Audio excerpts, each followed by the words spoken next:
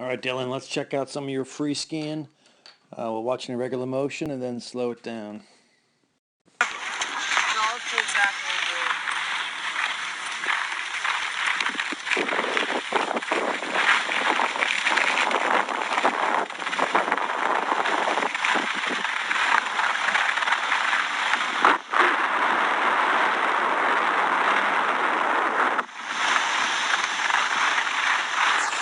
So, Anthony,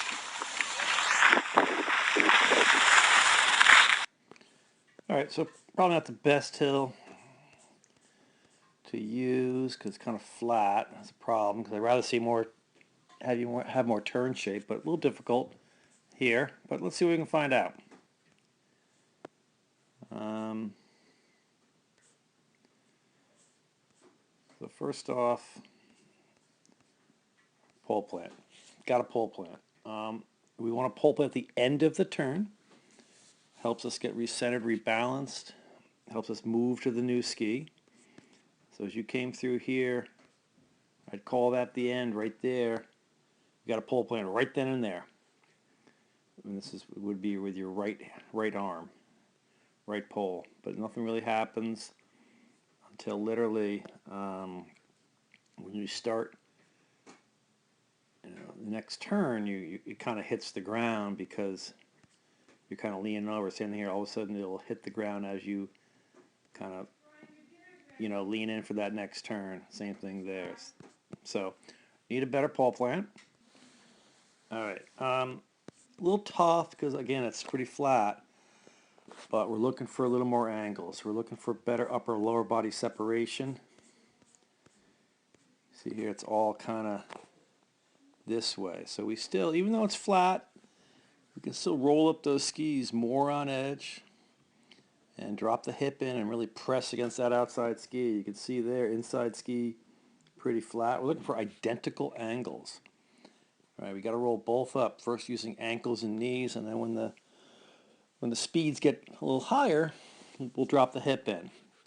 But we eventually want to have at higher speeds, upper body like this, and with the feet out here. So really, what does that do?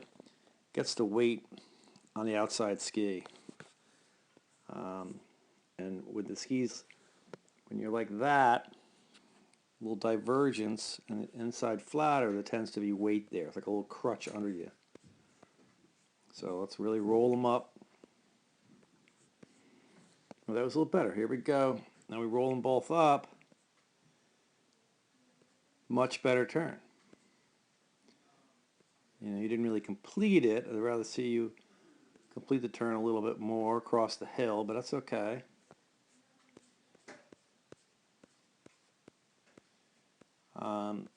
Next thing, really got to make sure we're in the front of the boot.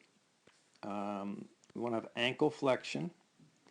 So what does that mean? I really want to see more both feet pulled back and have matching parallel shafts of the shins, but producing that kind of angle against our skis. And you can see you're kind of more just straight up and down, so we're really kind of in the back seat.